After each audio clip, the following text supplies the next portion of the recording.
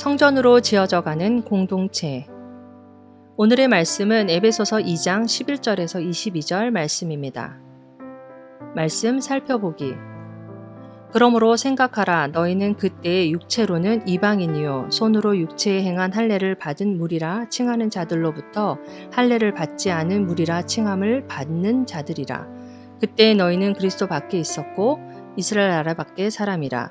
약속의 언약들 외에는 외인이요 세상에서 소망이 없고 하나님도 없는 자이더니 이제는 전에 멀리 있던 너희가 그리스도 예수 안에서 그리스도의 피로 가까워졌느니라. 그는 우리의 화평이신지라. 둘로 하나를 만드사 원수된 것 곧 중간에 막힌 담을 자기 육체로 허시고 법조문으로 된 계명의 율법을 폐하셨으니 이는 이 둘로 자기 안에서 한 세 사람을 지어 화평하게 하시고 또 십자가로 이 둘을 한 몸으로 하나님과 화목하게 하려 하심이라.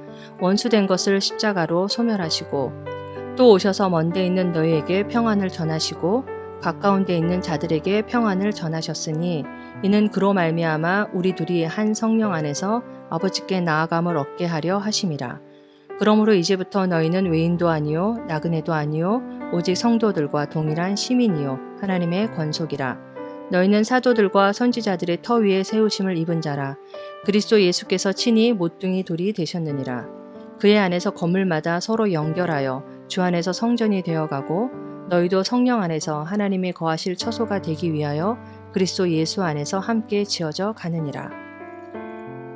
오늘의 팁 14절의 중간에 막힌 담. 바울은 유대인과 이방인의 고질적인 적대감을 담으로 표현합니다. 실제로 예루살렘에 있었던 헤롯 성전에는 이방인의 뜰과 성전 본 건물 중간에 막힌 담이 있었고 그 경계를 넘는 이방인은 죽임을 당했습니다. 그래서 이방인들은 성전 안으로 들어갈 수 없었고 하나님께 온전히 나아갈 수 없었습니다. 20절의 모퉁이 돌.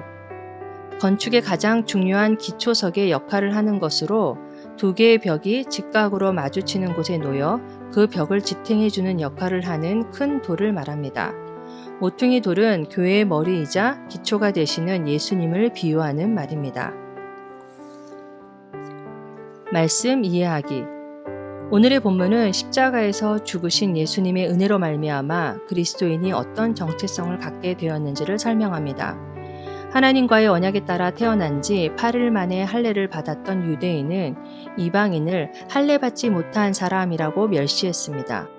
사마리아 사람과는 상종하지도 않았고 이방인과의 교제는 자신을 부정하게 하는 행위이고 불법으로 여겼습니다. 심지어 성전에는 이방인의 뜰이 존재했고 그 뜰에는 이방인이 성전 본 건물로 접근하는 것을 막는 담이 있었습니다. 그리고 그 담에는 이방인은 안쪽 뜰과 성소 주변의 난간 주변으로 들어올 수 없다. 들어오다가 잡히는 모든 사람은 죽을 것이다. 라는 문구가 있었습니다.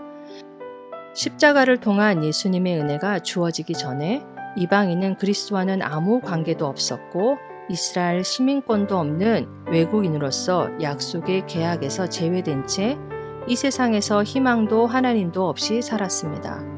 그러나 예수님이 십자가에서 죽은 사건으로 놀라운 변화가 일어났습니다. 예수님의 은혜로 중간에 막힌 담이 허물어졌고 이방인은 하나님과 가까워졌습니다.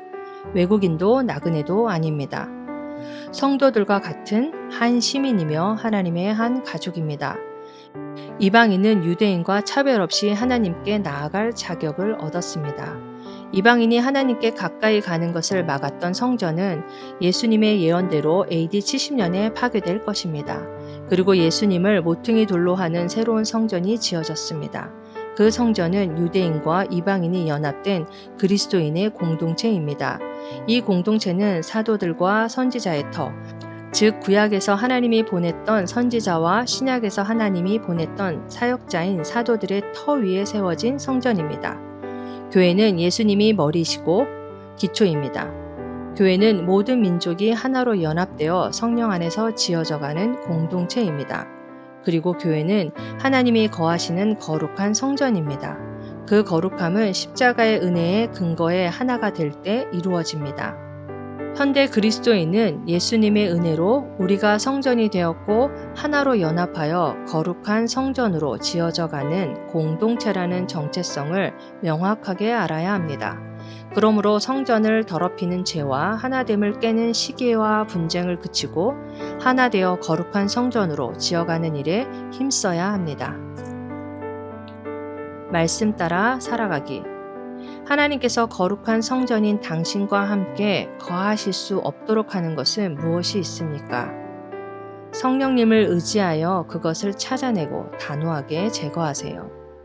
당신이 속한 그리스도인 공동체가 하나 되어 거룩함을 나타내도록 당신이 해야 하는 것은 무엇이 있습니까? 말씀대로 기도하기. 모든 교회가 예수님의 은혜로 성전이 되었고 하나로 연합하여 거룩한 성전으로 지어져 가는 공동체라는 정체성을 명확하게 알고 정체성에 합당하게 행하도록 함께 기도합시다.